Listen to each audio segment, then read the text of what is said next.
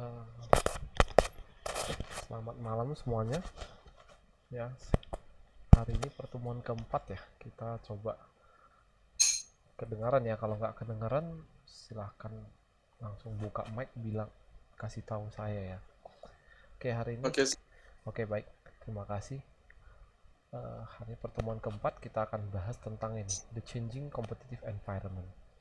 Ya, sekarang di era bisnis informasi sekarang, istilahnya informasi digital lah kebanyakannya, itu sudah banyak yang berubah. Artinya kom, eh, lingkungan yang kompetitifnya juga berubah.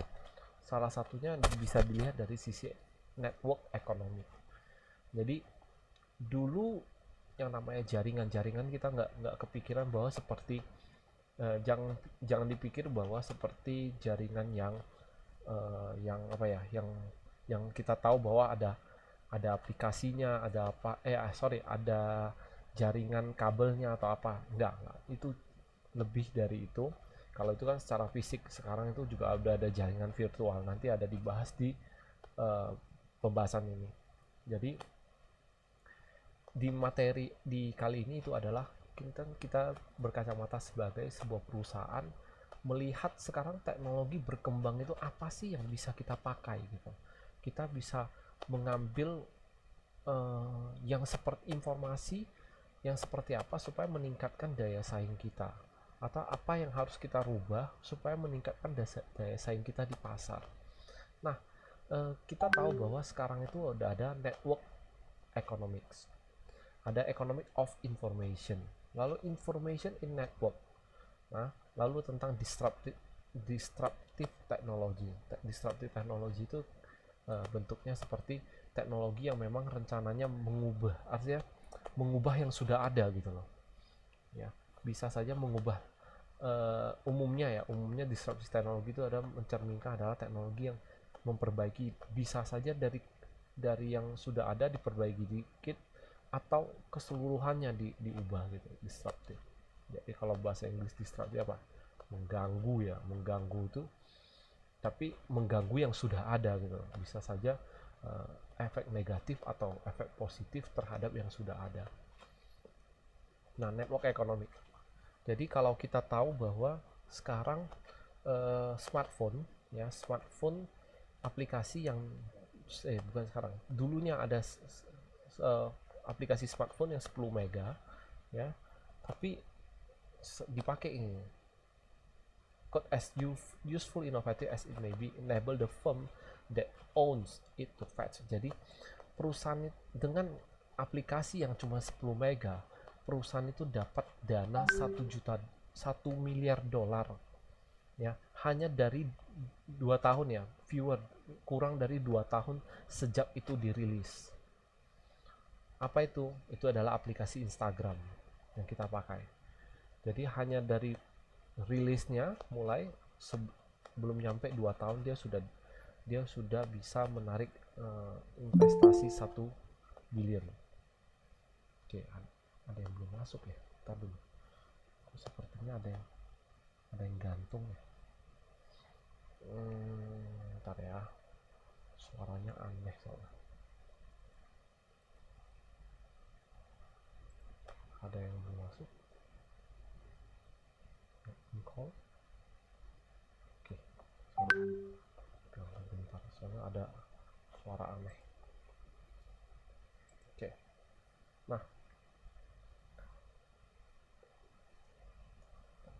nah itu adalah Instagram. Instagram itu mendapatkan, ya, 1 miliar dolar dari Facebook, dijual. Nah, dia jualnya ke Facebook 1 miliar dolar, miliar ya, 1 miliar dolar kepada Facebook, di mana saat itu di Instagram itu cuma ada 13 orang karyawan, ya, pada saat dijual ke Facebook. How could Instagram achieve such large valuation? Bagaimana Instagram bisa, ya, mendapatkan apa ya, investasi yang sebesar ini sangat cepat? Karena, ya, jawabannya adalah economic of networks. Karena jaringannya itu memiliki nilai ekonomis, ya, bukan aplikasi yang 10 mega, tapi jaringan yang sudah dibentuk dari komunitas-komunitas yang menggunakan atau orang-orang yang menggunakan Instagram itu, itulah yang membuat dia mahal. Oke. Nah, network are different value in plentitude. Maksudnya gini, jaringan itu punya nilai yang berbeda ya, atau berbeda bentuknya kalau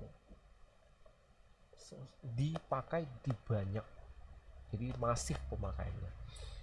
Nah, sama ya, sekarang kita aplikasi kalau kita cari di Play Store, App Store, kita cari downloadnya yang paling banyak ya, harapan kita itulah yang paling banyak diminati orang gitu. What value from Instagram, not monetary value. Jadi yang dimiliki nilai dari Instagram itu bukan nilai secara monetary, tapi adalah networknya ya. Value dari Instagram itu dibentuk dari social relationship, oke, berita dan mungkin juga entertainment ya, layanan informasi entertainment lainnya. Oke, lalu apakah, jadi ditanya balik nih, kalau 2010 saat itu Instagram dijual 100 sampai 1000-an dolar, apakah ada yang mau beli? Kalau aplikasi doang belum tentu ya kan, karena dia nggak ada, dia Instagram itu di 2010 nggak ada nilainya. Jadi kita udah mulai ada gambaran ya, sebenarnya di era digital ini apa yang punya nilai. Makanya pernah, kalau kalian mungkin juga pernah dengar, akan datang itu adalah data lebih mahal daripada minyak ya, BBM. Data itu bisa lebih mahal daripada BBM, seperti itu. Nah, lalu the same goes for the very first fax machine. Jadi sama halnya di awal-awal pertama kali mesin fax, telepon ya, Skype, WeChat, WhatsApp itu nggak ada nilainya. Setelah ada orang pakai, banyak yang pakai, masif, itu baru punya nilai ya. Physical vs virtual network. Jadi physical vs virtual network.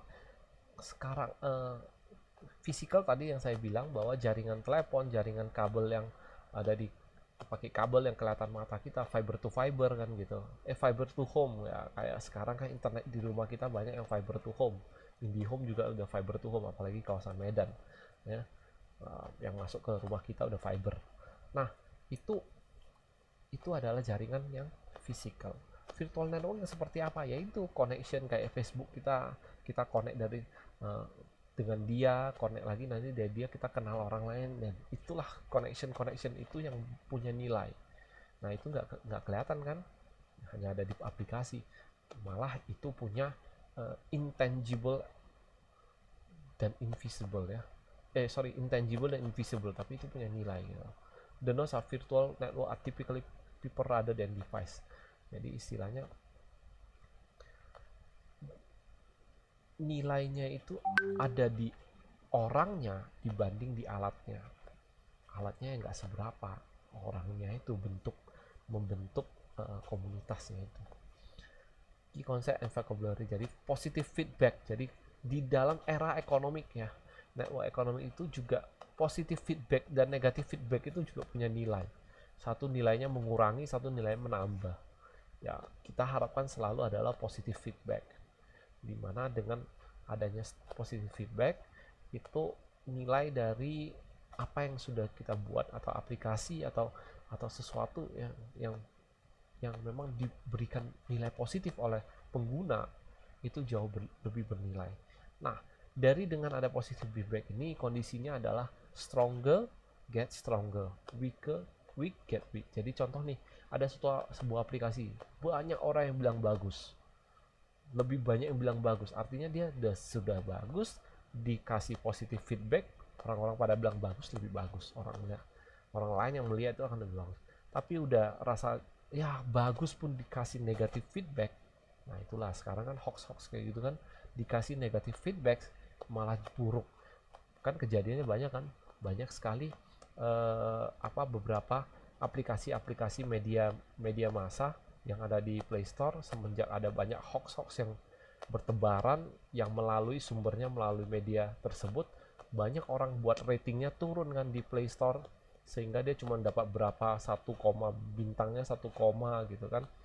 Nah, itu juga mencerminkan ya orang lain gimana sih terhadap, jadi kalau kita lihat bintang, wah 1 bintang nggak bagus ini kan gitu, itu nilai jadinya value-nya turun. Nah, lalu consider di example Instagram.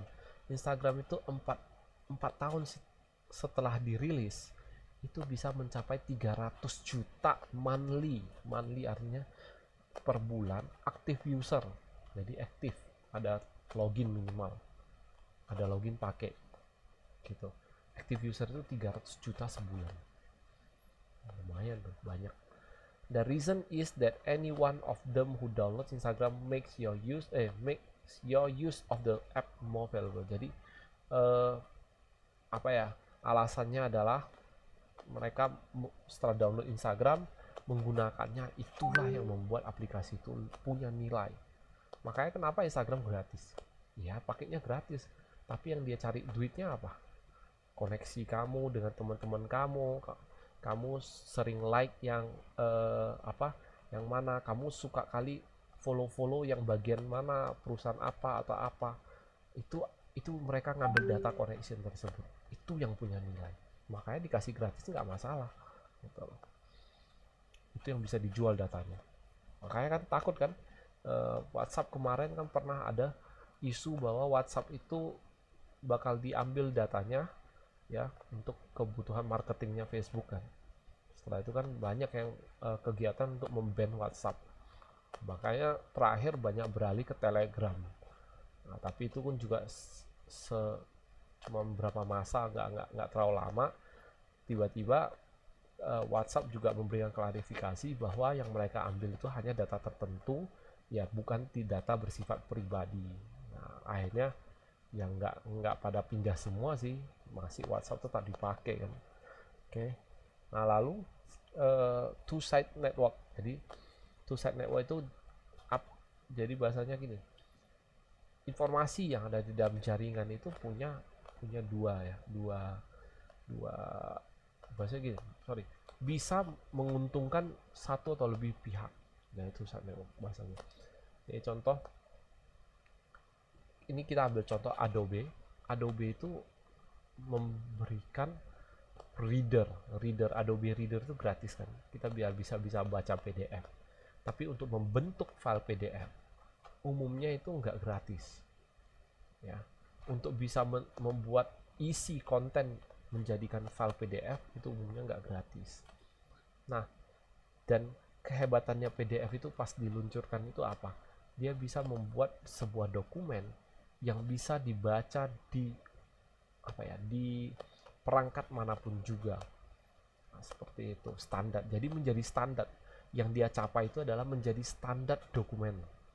Ya, supaya lebih banyak orang make gitu loh. Sekarang itu kita kalau menyebarkan file, kalau Word kan ribet kan. Kenapa? Word buka di komputer saya sama buka di komputer kamu bisa beda. Tapi PDF enggak. Makanya kalau skripsi atau apa, biasa kita supaya untuk melihat format kadang saya juga mintanya adalah PDF ya, biar kita jelas melihat formatnya. Oh, sampai di margin ini dia udah titik tuh, di enter ke bawah. Kalau di Word ya nggak jelas, kadang bisa juga beda gitu loh.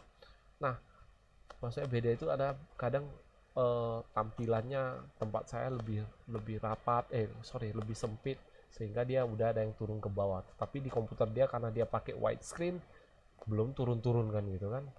Nah, saya koreksi enter, ini nanti di enter ya. Nah, nanti di sana rupanya udah agak lebar gitu kan.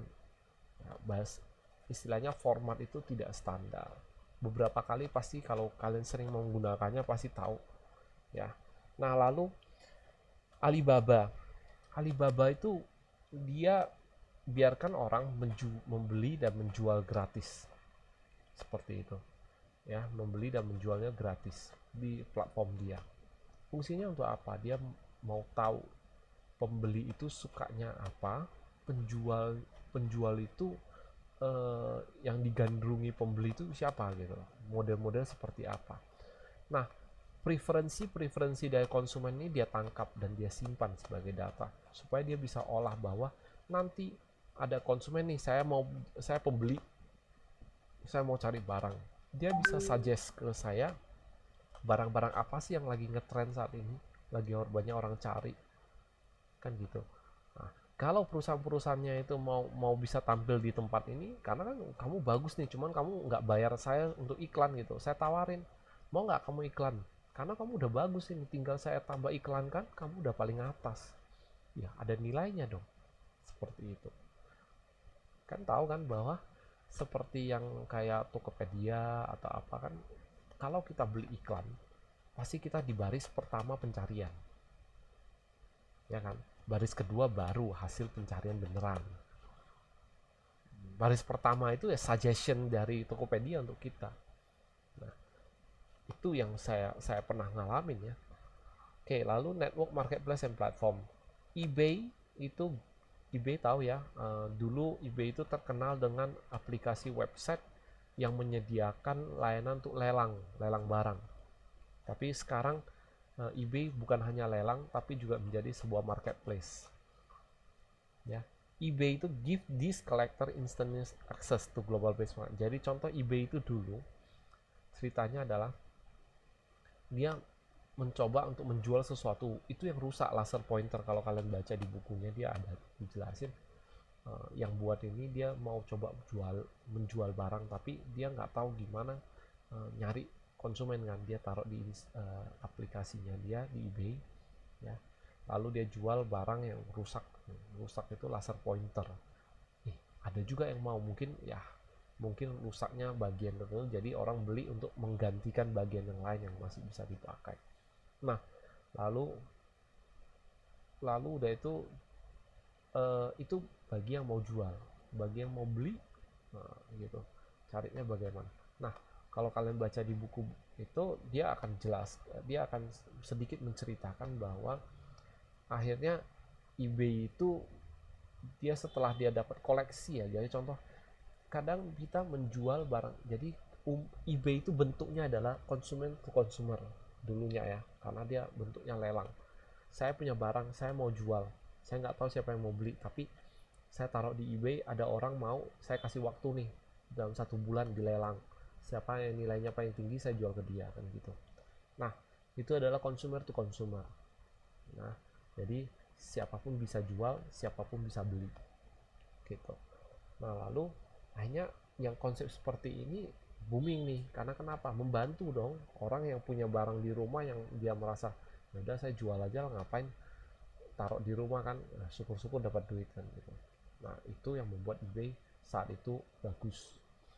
Lalu the more applications developer build for the platform, the more attractive the platform becomes to the user. Jadi semakin atraktif yang dibuat ya, bahwa platform itu yang menjadi nilainya tinggi. Jadi contoh kayak kita sebut Android. Bayangin Android kalau kamu pakai tapi nggak diinstal aplikasi, hanya bawaan, berapa orang yang mau pakai? Jadinya apa? Android itu tuh hanya menjadi sebagai awal-awal Android ya, hanya sebagai telepon, handphone. Ya cuma ada canggih dikit ya kan, ya, canggih dikit mungkin bisa pakai schedule, bisa alarm, bisa apa, wah mungkin lebih canggih lah, atau bisa radio sekalian, apalagi lebih canggihnya dibanding handphone Nokia yang dulu ya, yang monokrom itu. Oh, bisa buka, nggak ada awal bisa buka YouTube. Apa ya, awal-awal apa ya yang membedakan ya? Setahu saya setelah mungkin semakin banyak developer, jadi ceritanya untuk ini semakin banyak developer yang buat aplikasi Android, Android itu semakin bernilai ya. Semakin banyak yang pakai. Bayangin sekarang Android pangsa pasarnya lebih besar daripada iPhone dan lebih besar daripada aplikasi telepon handphone manapun ya. App Store juga, jadi awalnya rilis 2008 tapi butuh waktu setahun untuk meyakinkan Steve Jobs agar platform App Store ini, platformnya iPhone ini dibuka untuk developer bisa membuat aplikasi. Sehingga di 2013 itu ya, nih di sini 2013,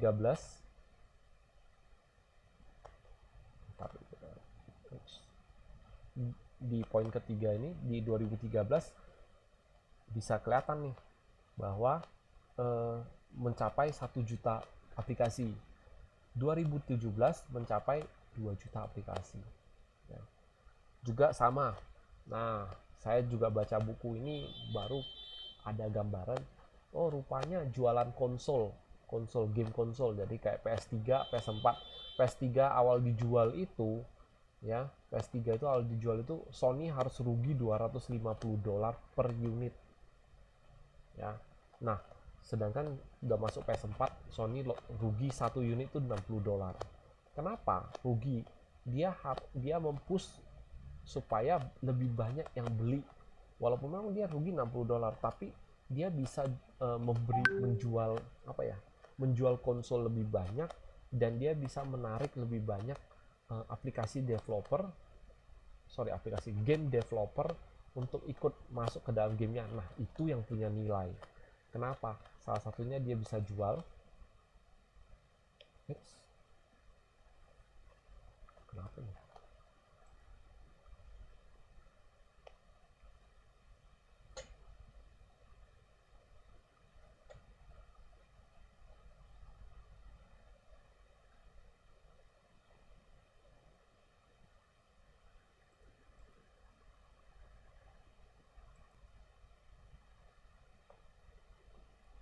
Oke, kedengaran lah ya.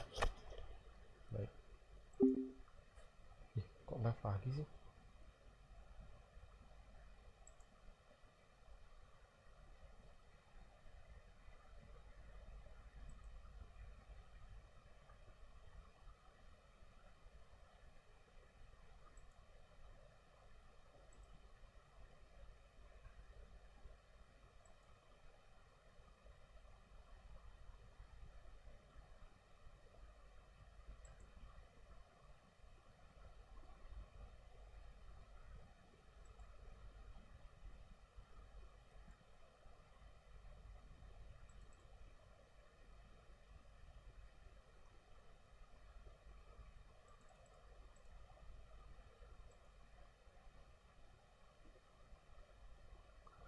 Oke.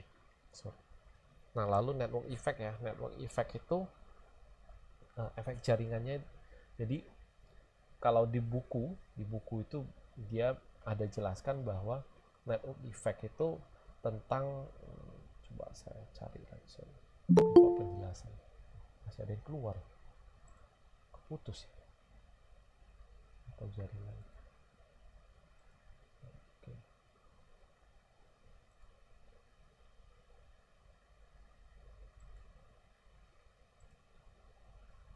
saya cari dulu, saya lupa network effect itu penjelasan ya.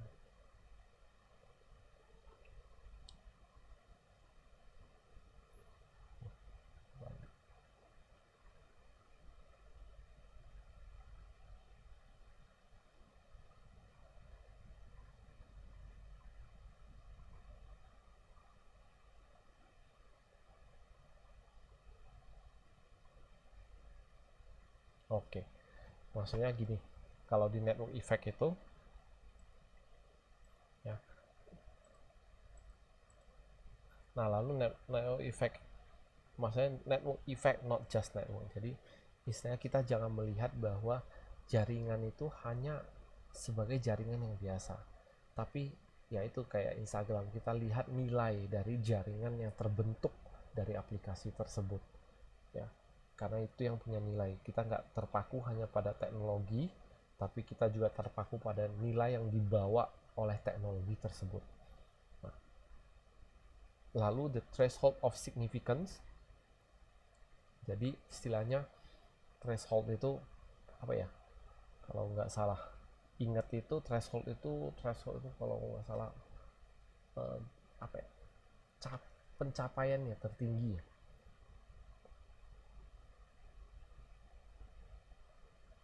Saya pastikan dulu, saya bahas. threshold of significance. Oh, saya baru ingat. Threshold of significance itu gini, jadi istilahnya kita memberikan sesuatu yang punya perbedaan yang signifikan.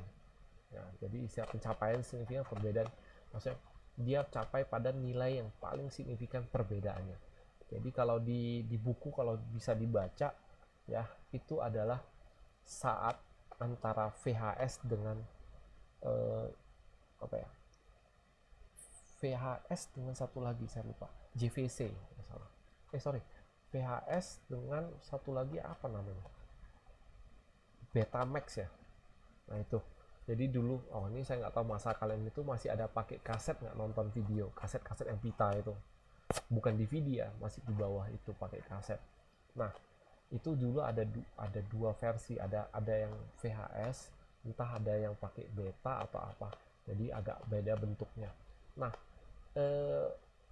karena perbedaan baik segi kualitas atau apa, dia yang dia berikan teknologinya juga berbeda, sehingga akhirnya persaingan pasar itu dibenarkan oleh VHS. Kita lebih kenal VHS.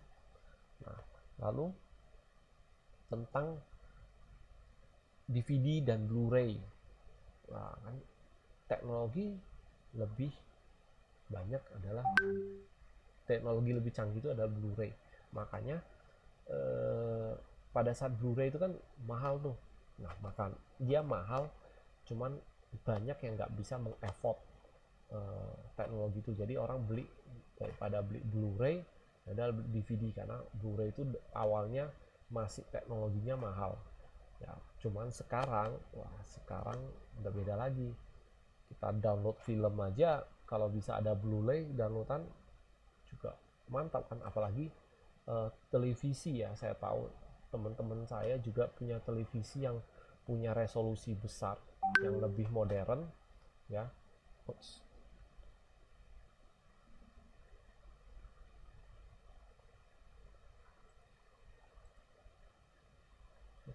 Keluar ya. Halo.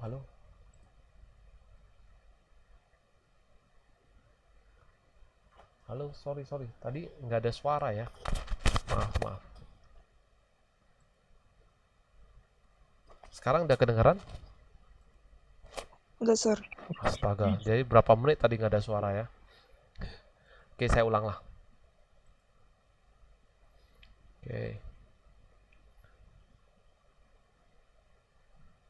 Nggak ada suara tapi ada presenting. Oke, saya ulang. Untuk network ya, nggak tahu network effect. Network effect itu jadi kita nggak lihat apa nilainya. Jaringan itu bukan berarti jaringan secara fisik, tapi jaringan yang dibentuk dari aplikasi atau sistem yang kita buat. Jadi kayak Instagram, aplikasi itu ya nggak bernilai, tapi jaringan yang pengguna aplikasi usernya itu ya itu yang bernilai. Lalu the threshold of significance, ya the threshold of significance itu artinya adalah perbedaan yang signifikan antara suatu produk dengan produk lainnya. Jadi produk-produk apa, layanan apa yang kita tawarkan yang berbeda, seperti itu, supaya kita punya persaingan di pasar dan mudah-mudahan bisa diterima gitu loh. Nah lalu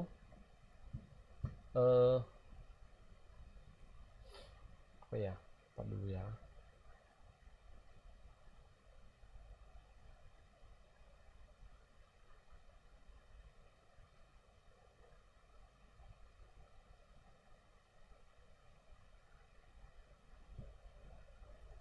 Oke, lalu user select a network. Jadi kalau user select a network itu sedikit berbeda ya. Kalau user select the network itu dia di buku itu adalah tentang konsumen ya. Itu dia akan memilih jaringan mana yang dia pakai. Contoh kan jaringan, kan aplikasi kamu itu saat ini kenapa orang lebih memilih Windows dibanding Mac atau dibanding Linux gitu. Ada beberapa tipe konsumen yang kita biasa-biasa aja umumnya adalah pakai Windows. Karena kenapa? Sesuai dengan slogan Windows, dia menawarkan yang mudah digunakan. Oke. dan nggak mahal kan gitu. Beli Windows kan nggak mahal, nggak seperti beli Mac mahal. Nah, kenapa juga Mac itu juga terhitung berkembang, walaupun memang berkembangnya nggak seperti pengguna Windows. Karena kenapa? Mac itu menawarkan sesuatu juga yang berbeda. Banyak developer atau desainer yang lebih suka pakai Mac karena yang ditawarkan ada berbeda, sehingga juga kalau kalian cari tutorial tentang programming, nah programming masih oke lah. Desain itu biasa mereka contohin dengan ada tampilannya Mac gitu, mereka menggunakan Mac. Nah, hal-hal inilah bahasanya gini, saya kalau sebagai programmer, saya sebagai desainer, saya lebih memilih Mac. Kenapa? Teman-teman saya atau jaringan-jaringan di internet saya yang bisa saya tanya atau apa, itu juga lebih banyak di Mac gitu loh. Nah, aplikasi-aplikasi desain yang mendukung itu banyak juga di Mac gitu loh. Nah, sehingga dengan begitu ya tandanya user yang memilih jaringan apa yang mau dia pakai. Jaringan mana yang dia mau masuk bahasanya. Controlling the network provides competitive advantages. Sebagai manajer ya, kalau kalian yang membuat aplikasi ini, tolong dikontrol ya jaringannya, atau dikelola lah ya istilahnya komunitasnya tersebut, supaya bisa membawa lebih keuntungan lebih. Lalu the power of mutual exclusivity. Nah, ini ada beda. The power of mutual exclusivity itu sesuatu yang eksklusif ya. Jadi kita aplikasi atau sistem itu bisa membawa eksklusivitas. Contoh, Mac eksklusif itu bagi, ya tadi saya bilang, bisa juga bagi desainer umumnya. Kenapa? Kalau saya dulu diceritakan itu tentang Mac itu adalah layarnya bagus, karena layarnya memiliki warna yang bisa kita lihat itu hampir mirip dengan hasil cetakan gitu loh. Itu hebatnya. Jadi dia layarnya yang nggak kacak, nggak abal-abal kan gitu, nggak kaleng-kaleng bahasanya kan. Nah, lalu di economy of information, nilai dari informasi, data dan informasi itu memang bernilai. Nah, jaringan tadi bernilai, jaringannya itu menghasilkan informasi apa, data apa, itu menjadi nilai. Classic information goods, information goods maksudnya goods itu lebih ke arah barang ya, informasi barang yang klasikal itu ya istilahnya nilainya bisa dibilang gini. Kalau di buku itu dicontohin seperti ini. Kalau nggak salah ingat, saya coba cek bentar. Jadi kalau di buku yang disebut klasik itu kayak contoh buku bentuk buku ya. Bentuk buku itu classic information goods. Nah, lalu kan ada nilainya. Bukunya nggak nilai, tapi informasi di dalam buku itu yang bernilai. Nah, gitu ya. Ini dilihat dari sisi informasinya atau datanya. Karakteristik ekonomi, the economic characteristic of information itu seperti ini. Informasi has negligible replication cost. Informasi itu punya negligible, artinya bisa diabaikan, cost, biaya. Jadi biaya bisa diabaikan. Untuk membuat informasi, biayanya bisa diabaikan. Information has high production cost. Replication-nya nggak ada biaya, tapi production-nya high cost.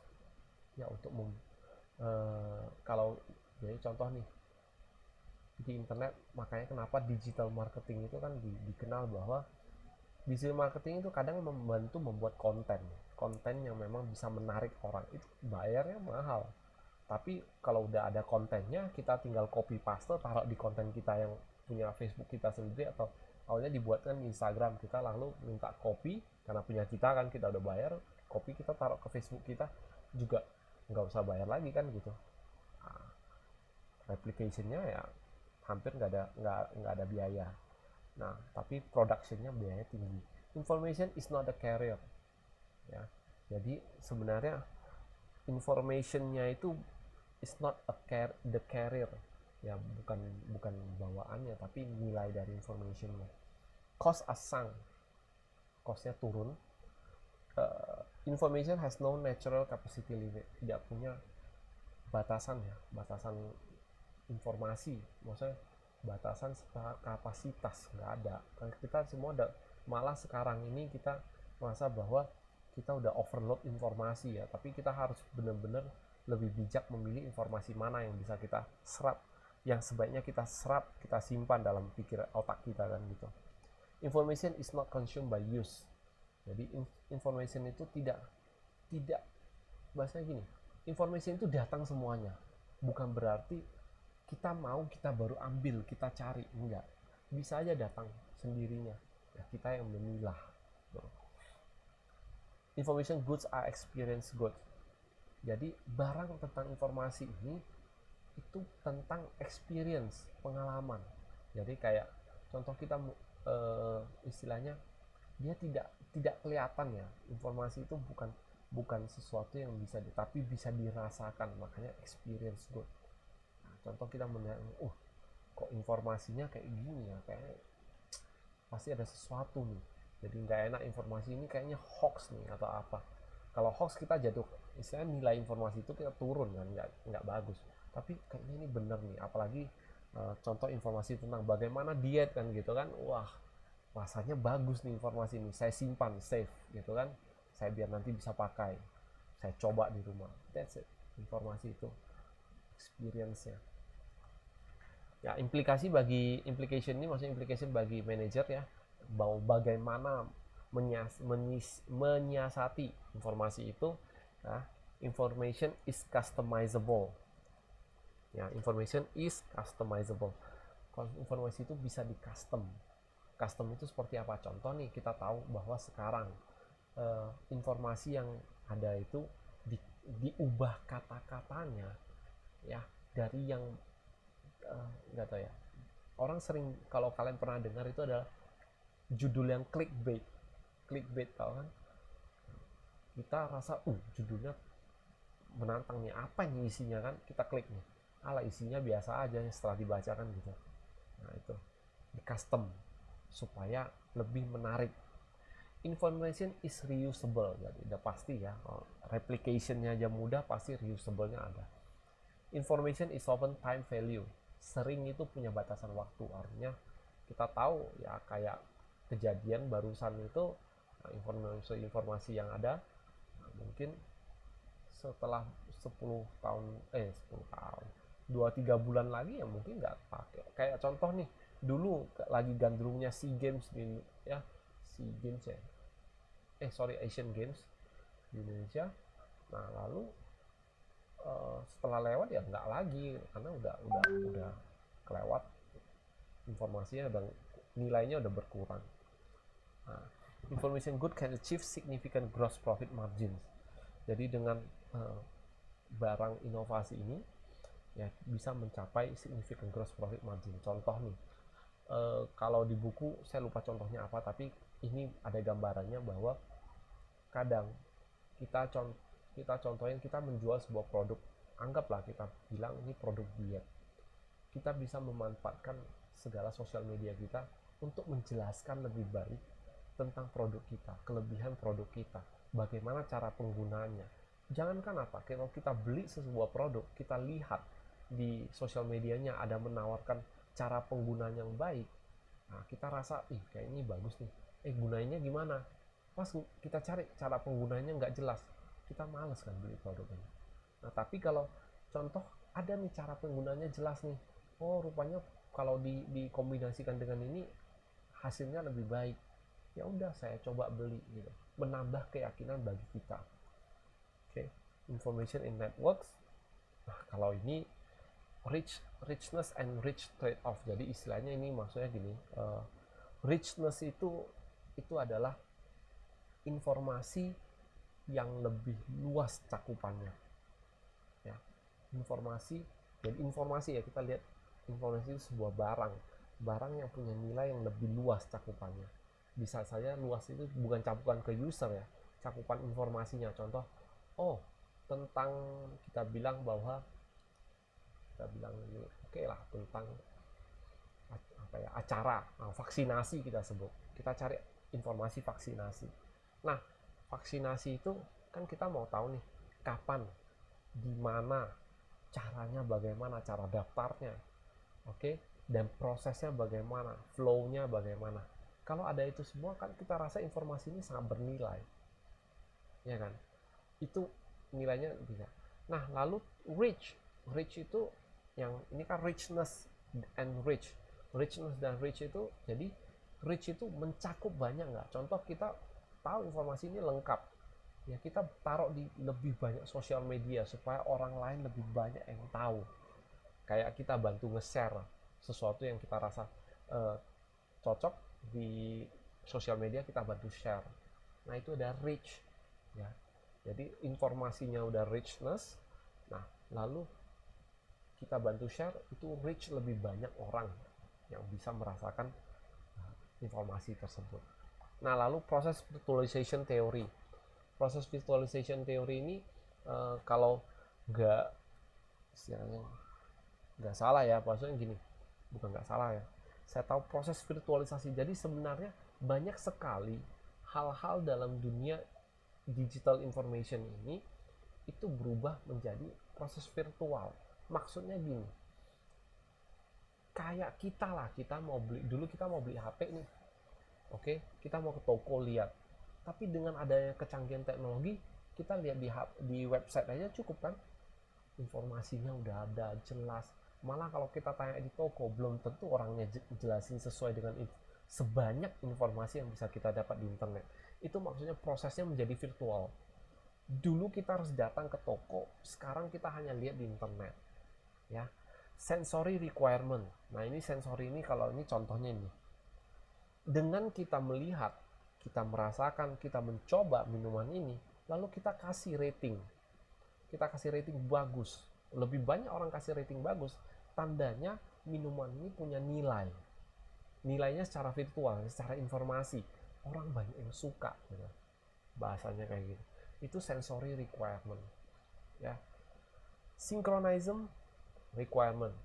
Ada kadang kita melihat aplikasi yang mana aplikasi ini kalau bisa connect, apalagi contoh nih, synchronize, paling gampang lah saya kepikiran aplikasi Share It, ya. Kalau dulu sempat ada beberapa aplikasi nggak bisa sambil nyambung, tapi sekarang semakin bagus aplikasinya, ya kita bisa pakai untuk mensinkronkan data kita dari satu device dengan device yang lainnya, ya kan. Identification and control requirements, ya. Kadang ini adalah proses kita menentukan dan mengelola informasi, ya, mana yang bagus, mana yang nggak bagus, harus kita saring supaya kita bisa masukkan ke dalam, supaya bisa orang menerimanya lebih baik lagi. Representation, ya, ada informasinya direpresentasikan secara digital. Jadi istilahnya informasi ini, oh kayak contoh nih, jumlah pasien COVID nih, kan dipakai cat nih, pakai cat lebih kelihatan.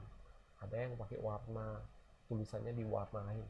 Oh, untuk total jumlah orang yang kena COVID, ya mungkin warnanya itu adalah kuning gitu kan. Yang sembuh, total yang sembuh itu adalah hijau. Yang sudah meninggal warna merah. Itu representation. Nah, ini maksudnya rich-nya ini hampir sama dengan rich yang ini, ya, hampir sama-sama bagaimana informasi ini bisa mencapai lebih banyak yang merasakan, mengetahui informasi ini. Monitoring and identification, ya. Monitoring and identification itu dimonitor, diidentifikasi. Ini untuk lebih ke arah, ini kan planning. Kalau yang pertama tadi identification and control, itu ada informasi, kita identifikasi, kita kontrol.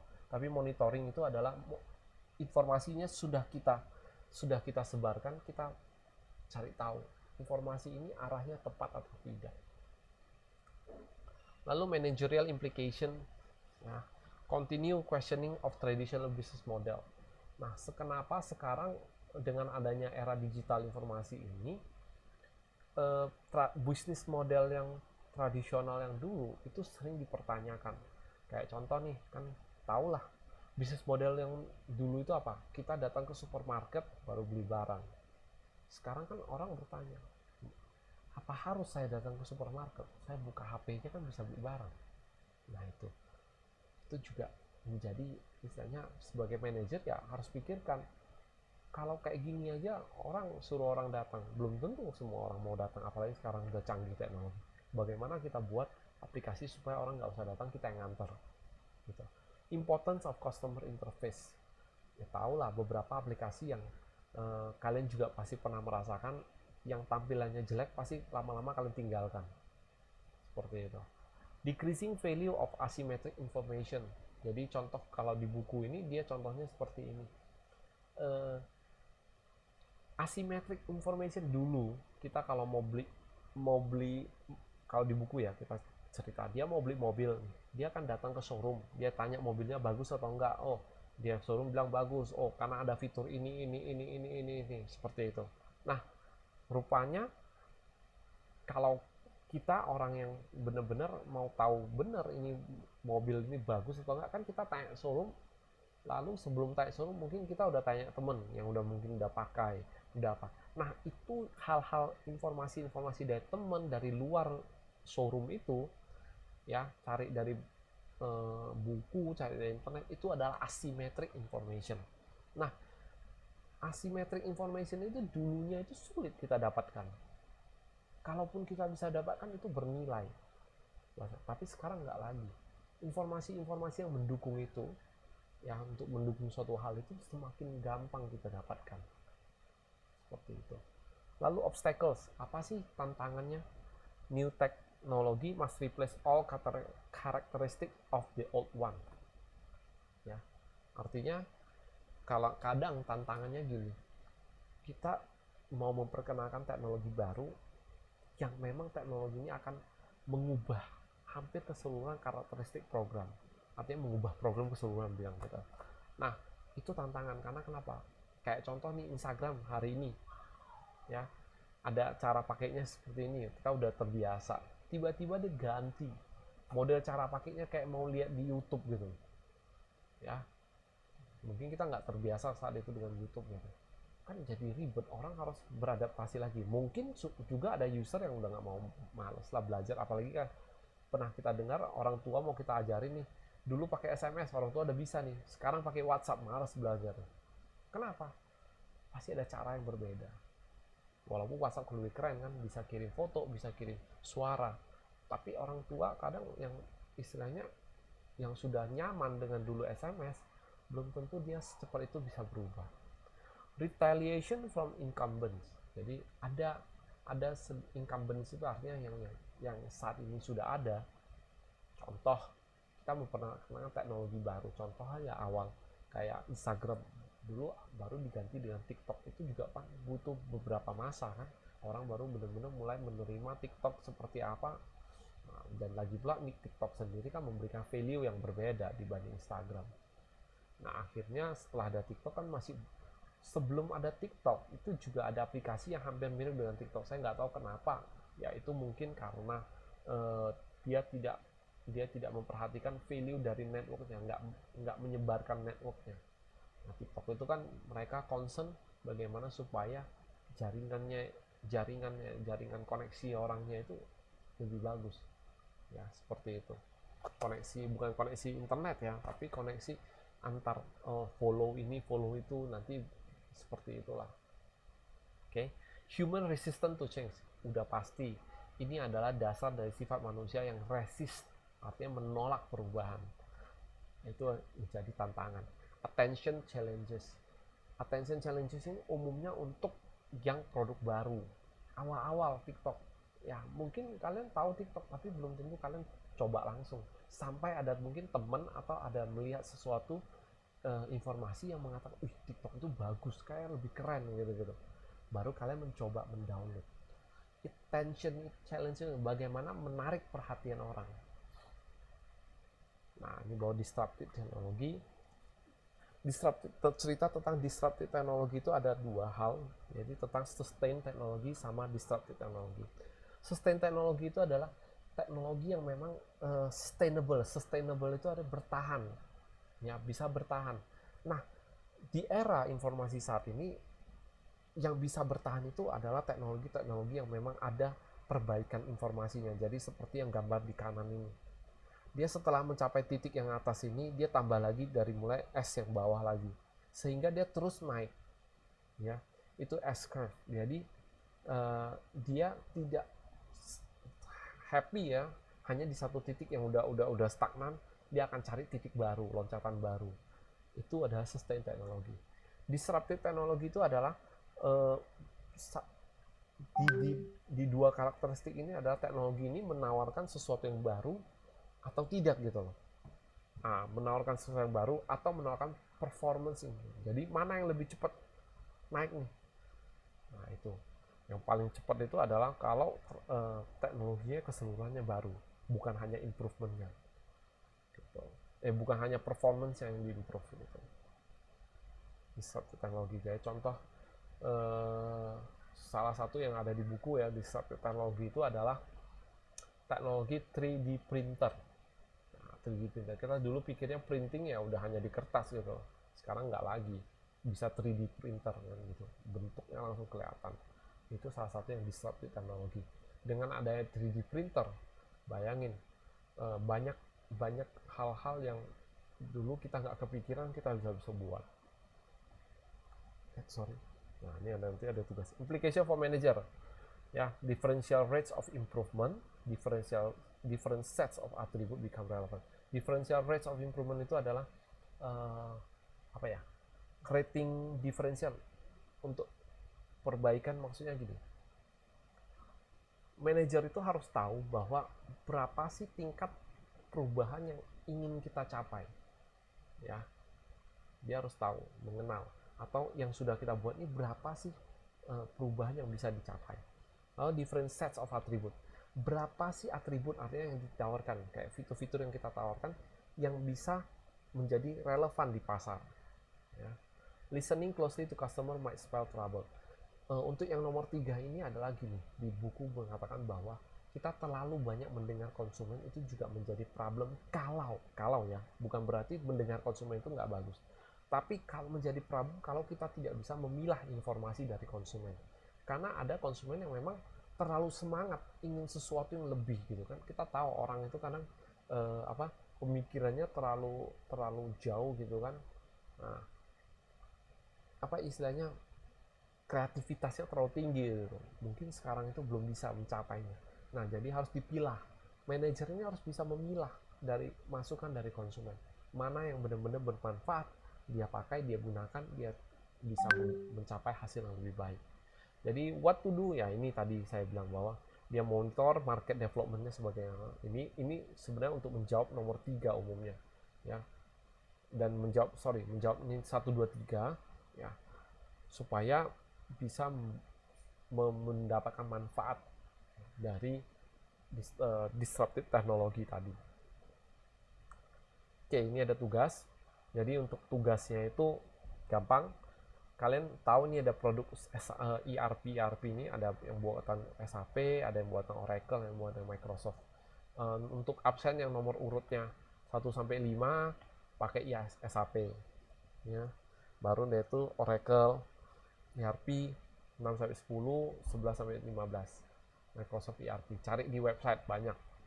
Jadi kayak kalian buat sebuah PowerPoint yang menjelaskan aplikasi ini gimana, manfaatnya gimana. Kayak kalian mau jualan nih, saya nih yang mau jual aplikasi ini, supaya bagaimana meyakinkan mereka orang untuk bisa membeli aplikasi kalian, seperti itu. Oke, ada yang mau bertanya silahkan. Sir, itu nomor urutnya dari mana lihatnya, Sir? Nomor urutnya dari mana lihat ya? Oke, gini aja deh. Dari ini aja deh. Ini masih ada yang belum absen nggak nih? Sebelum saya tutup, ada yang belum absen. Di sini nah, ada yang belum absen? Suren, Rafa. Nomor urut ya. Kita pakai yang mana bagusnya? Itu aku bertanya juga. Bentar, saya cari tahu dulu. Di mana bisa saya lihat nomor urut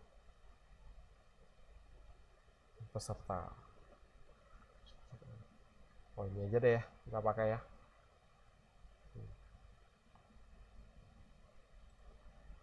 Saya Sir, Hah, itu absensinya nggak bisa, Sir. absensi nggak bisa apa? Nggak bisa dimasukin, Sir. Oh, kelewatan waktumu. Kan itu absensi cuma tahan 10 menit, makanya cepat. Nantilah. Nanti habis ini saya buka lagi, tahan 10 menit ya. Bagi yang nggak absen siap-siap ya. Ya, Oke. Sir. Kasih. Ini gimana? Nanti saya kasih listnya deh. Saya kasih listnya tentang absensi. Oke, nanti silahkan kalian lihat listnya ini, nanti ikut ini sih sebenarnya. Oke, Oke, sir. lalu saya buat dulu absensinya. Bagi yang belum absen, segera absen karena hanya bertahan 10 menit ini. Jadi kalau udah terbiasa saya nggak akan perpanjang lagi nih, biar ada lah. Oke.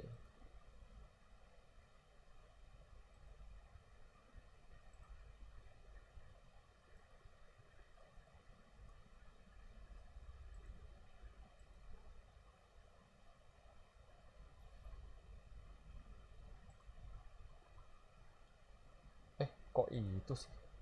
Mana tadi? Saya yang salah. Udah tekan, lupa ngopi. Aku pilih. Ayo sekarang ya. Nah itu. Yang terakhir, saya kirim di grup. Silakan absen. Oke. Masih ada yang mau bertanya? Kalau nggak ada yang bertanya, kita sudahi saja.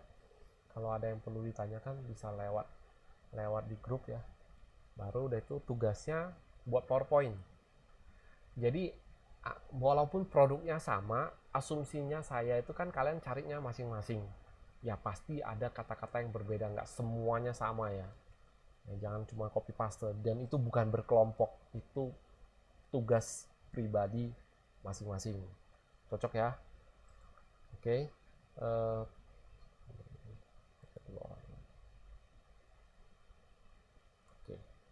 Oke lah. Saya sudahi. Terima kasih. Oke, sir. Oke, thank you semuanya. Thank you, sir. Thank you, sir. Thank you, sir. Yo.